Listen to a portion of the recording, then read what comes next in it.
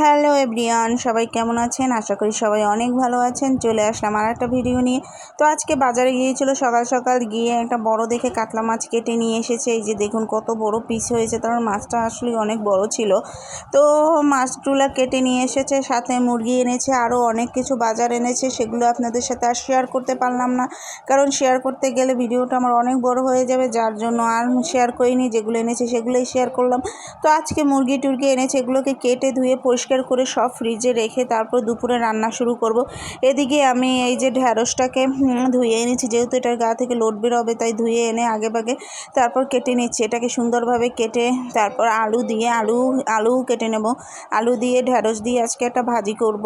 তো এই যে আমাকে এখানে ঢ্যাঁড়স কাটা হয়ে গেছে, এখন আমি নিয়ে নেব এই যে আম। আর আজকে কিন্তু আম দিয়ে আমি আপনার ডাল রান্না করব। তো আজকে অনেকগুলো, ওর বাবা প্রায় 1 কেজি 2 কেজির মতো আম এনেছে, যেহেতু আমি একটু আচার করব বলেছিলাম, যার জন্য পেয়েওছে আমগুলো একদম অল্প দামে। তো এখানে সব কাটাকুটি একদম আমার রেডি হয়ে গেছে। আলু, তারপর ঢ্যাঁড়স, তারপর ডালে দেওয়ার জন্য আম ফালি করে কেটে রেখেছি। সব কিছু ধুয়ে পরিপাটি করে নিয়ে এসে গেলাম রান্না করতে। তো ফ্রাই প্যানে তেল দিয়ে এখন দিয়ে দিলাম আলু। আর ঢ্যাঁড়সের ভিতর আলু ভাজি দিয়ে রান্না করলে বেশ খেতে ভালোই লাগে, আমার বাচ্চারা খুব পছন্দ করে, যার জন্য আমি ঢ্যাঁড়সটাকে মানে খালি ভাজি না, একটু আলু দেওয়ার চেষ্টা করি। তো যাই হোক, এখানে আমি এখন একটু লবণ আর হলুদ দিয়ে দেবো, দিয়ে ঢ্যাঁড়সটাকে সুন্দরভাবে ভাজবো। আর এই সাইড আমার 2টা চুলার ভিতর, এই যে চুলাটায় আমি রান্না করছি, এই চুলাটার গ্যাসটা এতটাই কম ওঠে, যার জন্য রান্না করতে অনেকটাই সময় লেগে যায়। তারপরেও এখানে ভিডিও করার জন্য আমি এই চুলাটাকে ইউজ করি সব সময়। তো এখানে আমি এই যে হলুদ লবণ দিয়ে দিয়েছি, এখন ঢ্যাঁড়সের গায়ে কিন্তু ভালোভাবে মেখে নেব, মেখে তারপর রান্নাটা করে নেব। তো আজকে কিন্তু আমার বাসায় একজন গেস্ট খাবে, যার জন্য আরও সকালবেলা আইটেম করেছিলাম আমি। তো আইটেম করেছিলাম, ডাল করেছিলাম, আরও অনেক কিছু করেছিলাম।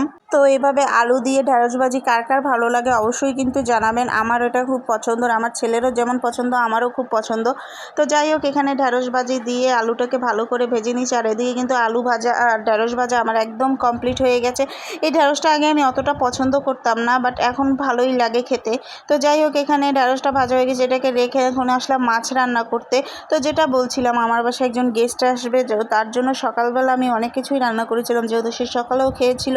তো সকালেই মানে অনেক রান্না ছিল বাকি, তাই ভাবলাম এখন দুপুরে শুধু মাছ আর ঢ্যাঁড়স ভাজি করলেই হবে। তো এখানে মাছ আর ঢ্যাঁড়স ভাজিগুলো আমি মানে ঢ্যাঁড়স ভাজি করে রেখেছি, আর ডাল করে রেখেছি, আমের ডাল। আর এখন আমি মাছটাকে ভেজে নেব। আর মাছটা ভাজার জন্য আমি ছোটো এই যে ফ্রাই প্যানটা ইউজ করবো। এই ফ্রাই প্যানটায় না মাছ ভাজলে না মাছ এক ফোঁটাও লেগে পড়ে না, যার জন্য আমি এই ফ্রাই প্যানটাই নিয়েছি ভাজার জন্য। তো এখন আমি তেল দিয়ে দিচ্ছি পর্যাপ্ত পরিমাণে। আর ফ্রাই প্যানে রান্না করতে কিন্তু অল্প তেলেই রান্নাটা খুব সুন্দর হয়ে যায়, যার জন্য আমি এখন ফ্রাই প্যানে ভাজি। তো এদিকে ফ্রাই প্যানে তেল বসিয়ে আমি একটু রুমে চলে গেছিলাম, সেখান থেকে এসে দেখি আমি মানে আমার তেলটা গরম হয়ে গেছে। তো মাছ দুটোকে দিয়ে দিলাম, মাছ দুটোকে দিয়ে আরও পাশে মানে স্লাইস করে কেটে নিয়েছিলাম। এটাকে কিন্তু মাছের পেটি বলে, ইন্ডিয়ায় কিন্তু এই সাইডটাকে মানে মাছের পেটি বলা হয়, পেটের দিকের অংশটাকে ওরা পেটি বলে। তো এই পেটিটাকেও আমি এভাবে একটু কেটে নিয়েছি, কারণ এটা আমার ছোটো ছেলে খুবই পছন্দ করে, যারা ওর জন্য আমি এটা এভাবে কেটে নিয়েছি। তো এখানে মাছগুলোকে আমি এক সাইড উল্টিয়ে দিলাম, আর এক সাইড উল্টিয়ে মানে দিচ্ছি, যাতে ওই সাইডটা আবার একটু ভাজা হয়। তো যাই হোক, এখানে মাছ ভাজা কমপ্লিট হয়ে গেছে। এখন আমি তেলের ভিতর কালিজিরা ফোড়ন দিয়ে দিলাম। আর কাতল মাছ, রুই মাছে কিন্তু কালিজিরা ফোড়ন দিলে খেতে বেশ ভালো লাগে। আর এখানে আমি একটু জিরা আর বোম্বাই মরিচ বেটে নিয়েছি, একদম অল্প সামান্য বোম্বাই মরিচ দিয়েছি, যেহেতু বাচ্চারা খাবে, ওরা ঝাল খেতে পারবে না। বোম্বাই মরিচটা দেওয়ার একটাই কারণ হচ্ছে মানে লাল লাল খুব সুন্দর ঘ্রাণ ছিল, আর দেখতেও এত ভালো লাগছিলো, তাই ভাবলাম অল্প একটু সামান্য দিই। তো যাই হোক, এখানে তেলের ভিতর আমি মশলা দিয়ে দিয়েছি, হলুদ দিয়ে দিয়েছি, লবণ, তারপর যা যা লাগবে সব কিছু দিয়ে এখন ভালো করে মশলাটাকে কষিয়ে নেব। তো এদিকে কিন্তু আমি একটা জিনিস আজকে মশলাতে দিতে খুব ভুল করে ফেলেছি, সেটা হচ্ছে ধনিয়ার গুঁড়া। ওটা দিতে আমার খেয়ালই ছিল না, সেটা আজকে এখন আমি এই ভিডিওতে যখন ভয়েস দিচ্ছি তখন আমি বুঝতে পেরেছি যে আসলে আমি কি দিয়েছি, যার জন্য আমার ঝোলটা যখন আমি রান্না করছিলাম তখন আমার মনে হয়েছিল যে ঝোলের ভিতর কিছু একটা কম হয়েছে, যার জন্য আমার ঝোলটা এরকম হয়েছে।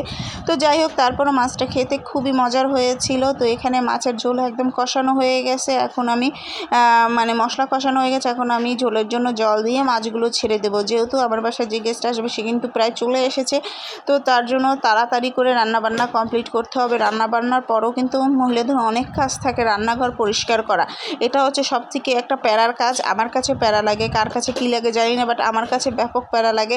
তাই তাড়াতাড়ি রান্নাবান্না শেষ করে তারপর এটাকে পরিষ্কার করে বাচ্চাদেরকে খাওয়াবো, নিজে খাবো, মেহমান যে আসবে তাকে খাওয়াবো, তারপর রেস্ট।